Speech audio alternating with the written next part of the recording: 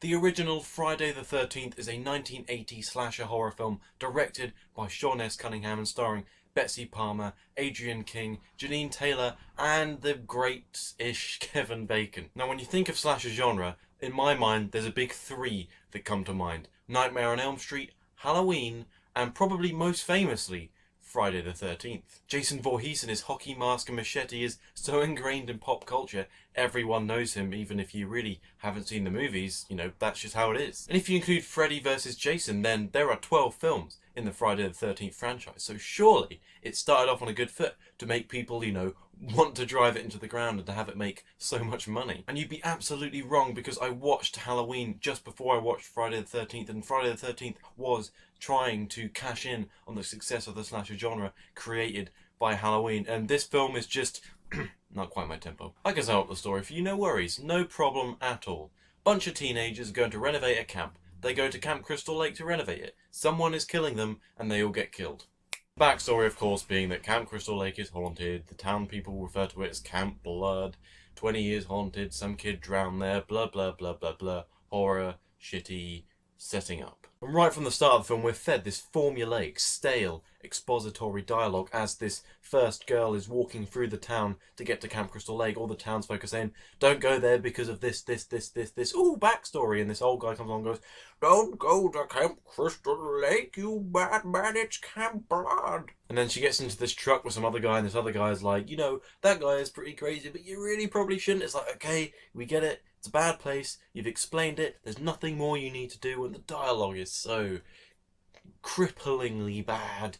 It's horrible to listen to, and from then you know that this movie is going to have the script of a dung beetle. And I can hear some of you saying, no, this is a slasher film. We didn't come here for that. This movie isn't going to try and have this incredible Tarantinian script that can hold the world on its shoulders. That's not what it's trying to be. I completely understand where you're coming from. Believe me, I do. But unfortunately, this film has nothing else going for it to make up for that. Even from the beginning, this first girl is going through the town. We see her get killed very early on first, just to let all the kids know that this is a film about people who get stabbed, in case you didn't know that. So she's running through the woods, and we see from a POV shot, running along like this, like, I'm gonna get you, pins her up against a tree, it's like, and then the camera zooms in on the knife going, in the most mind-bogglingly bad way possible. I thought that censorship had moved on a little bit from Psycho from 1960. You don't have to film a nice shot like that anymore. There's more you can do. Why did you do it? And then we go to Camp Crystal Lake, Camp Blood, where all these teenagers are.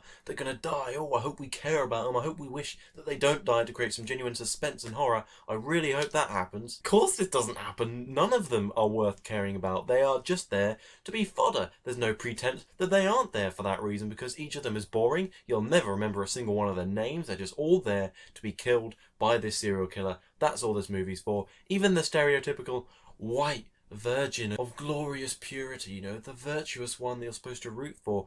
Even you hate her. You just want her to die, and she's the one that lasts longest. It's like, why do you even exist? It's just, when people are getting busy living and not getting busy dying, you are bored. And people aren't dying all the way through the film, so a lot of the time, you're really bored. Of course, when people aren't dying, the film should be building up suspense in its characters. Well, we've established the characters don't get built up, so throw that one out the window. Let's build some suspense, horror, terror, make the viewer scared. It can't even do that. It's like it watched Halloween and was like, yeah, we should do that. That was terrifying. It doesn't understand how to do it, and it doesn't understand that there is more to horror and suspense than POV shots and ripping off Halloween. In Halloween, John Carpenter established characters, but he also established his serial killer behind the camera. He made him scary, which is very important. We need him to focus our scaredom, which doesn't make any sense. But we need something to be tangibly scared of, and Friday the 13th tries to create a mystery, which obviously Halloween didn't try and do, and Friday the 13th trying to do a little bit differently. But you can't create a mystery if you don't give the viewer clues. The only clue you really get is a hand that reaches out in front of the camera, but that doesn't mean anything because Sean S. Cunningham hasn't established a world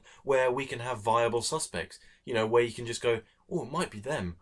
Or it might be them. You don't have that intrigue to make you even question it, because it doesn't give you anyone to question, so that there can't be a mystery. We just don't know who it is, and we have no way of finding out, so trying to figure it out is futile and it feels like a waste of time. Now, I understand that people come to slasher movies normally just to get some bloody kills, you know, some gore, watch people die, a little bit of fun, nothing to focus on. I completely understand that, and I respect people for coming just for that, you know. I'm not here to dictate what you watch, and I guess with Friday the 13th, you come to watch some nipples thrown in too for some juvenile tap, but whatever. So you come in for some sweet kills, and what do you get? You see a bunch of teenagers getting stabbed with knives. It's getting stabbed with knives. So much fun. Watching teenagers that you don't care about get stabbed by knives isn't interesting in any way, even for people that just come to watch people die. If you want to see people die in a franchise that can actually potentially carry their film solely off people dying, the Nightmare on Elm Street films do that very well. This film doesn't. Or on the other hand, if you come to slasher films for a bit more than just people dying, then go watch John Carpenter's Halloween from 1978, a fantastic film that many critics compared to Psycho. They compared a slasher film to Alfred Hitchcock. And before you pull the low budget argument, you know, Friday the 13th was low budget, it didn't have access to the tools of John Carpenter and all that, it was just made on the cheap. Well, I rebuttal that with the fact that Halloween was made on a 300 grand budget, Friday the 13th was made on around a 500 grand budget.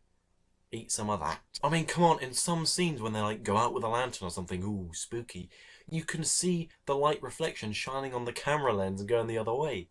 Take more care with what you're doing. Some of you must have seen this. Your whole team of editors, or even you, Sean, should have seen it. Me and Sean are on a first-name basis, of course. In the end, I found absolutely nothing to enjoy of Friday the 13th. It's cripplingly boring, writing's terrible, acting's terrible, no horror is built up, no terror, no suspense, no mystery. Even if you're one of those people that just literally wants to watch a slasher film to watch people die, you know, see some cheap violence, fair enough, I know what you mean. But this film isn't going to provide you with the necessary thrills. These people don't die in interesting ways. It's literally just a knife here and then there, which will go inside them and kill them. Pretty riveting stuff, said no one ever, and Nightmare on Elm Street just does it so much better, so just go watch that. It's just a better movie. In the end, I gave Friday the 13th an abysmal 2 out of 10. What a crap film. That's it for me. What did you think of Friday the 13th? Do you agree with me, or do you disagree and you actually think it's an incredible example of what you should do with the slasher horror genre? If you do, comment below. I'd really love to hear what you think. And also, if you like this video, please like and favourite it with the buttons below. You know what to click. And if you really like this video and you want to see more, please subscribe. There will always be more content coming, and it helps me so much more than you know. So